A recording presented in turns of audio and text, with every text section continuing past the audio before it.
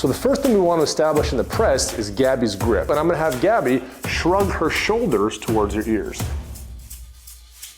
So now that we know how to press the barbell overhead, we're going to add the hips, which is the foundation of the start of the movement of a correct press.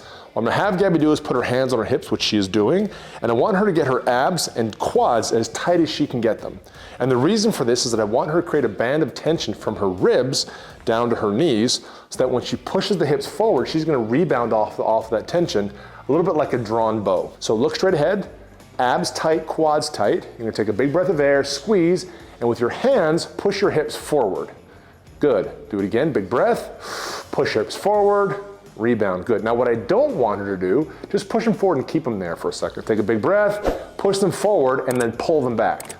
That's not what we're looking for. When she pushes them forward correctly, because all this musculature gets stretched out, it's gonna wanna snap her back. One more time, a little faster, big breath, hips forward, just like that, good. Now, what a lot of people will do, and I'm guilty of it as well, is to mix up what hips forward is versus Gabby just leaning backwards.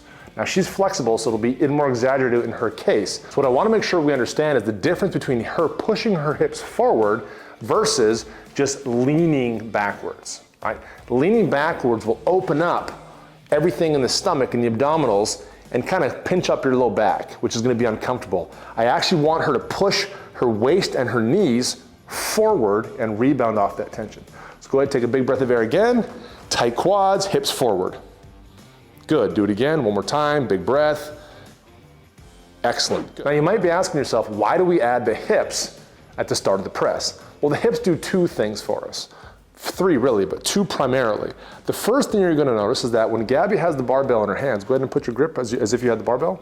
As if you had the barbell. You'll notice where the barbell is very close to Gabby's face and throat. Right? The head is often, for some lifters, in the way.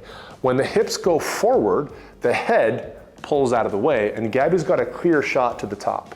The second thing it does, go ahead, is when the hips go forward, Gabby's shoulder joint is going to dip a little bit. Go ahead, hips forward.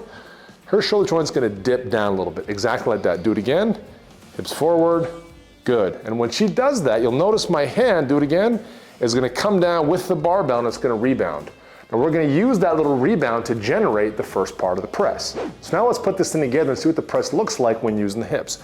Go ahead and take a grip on the barbell as you had before. Good, rotate them down. Approach the barbell, elbows through, pop it up.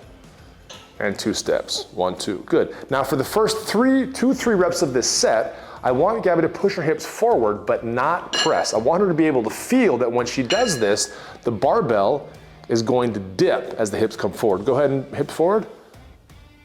Good, do it again. I'll help her, kind of remind her what this needs to do. Elbows a little bit forward, 1 more. Elbows forward, good. You'll see the barbell kind of dip. Now that she can feel that bounce, I want her to catch this bounce as the hips come forward and press to the top. Take a big breath, push your hips forward, and press and shrug. Hold it there at the top. You'll notice the barbell will finish directly behind Gabby's ears, but plumb with midfoot. Shrug, exactly. Good, set her down again. Elbows forward, big breath of air. Hips, shrug, good. One more just like that. Good. Knuckles up a little bit, good. Hips, shrug, good. Set it down. Put it away, excellent.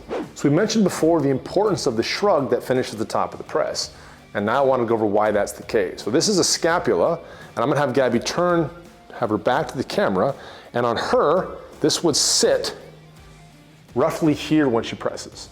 Now when everyone's worked out before, everyone's pressed before, they've heard of a thing called shoulder impingement. And shoulder impingement occurs when the head of Gabby's humerus, or her upper arm bone, mashes up against the top of the acromion and coracoid processes, which are 2 bony overhangs. And right underneath those pass 2 rotator cuff tendons, the supraspinatus and the infraspinatus tendons. When her humerus mashes up and squishes those tendons, that's called shoulder impingement. Now at the top of a correct press, this actually cannot occur because as Gabby presses up and she shrugs, this scapula is not really nailed down, it's floating. And this scapula is gonna rotate superior and medial. Because the traps are attached to the spine of the scapula, it's going to pull her scapula superior and medial. And what that's going to do is pull the acromion and coracoid processes out of the way and free up these rotator cuff tendons from being impinged. This is why at the top of a correct press, shoulder impingement can't happen.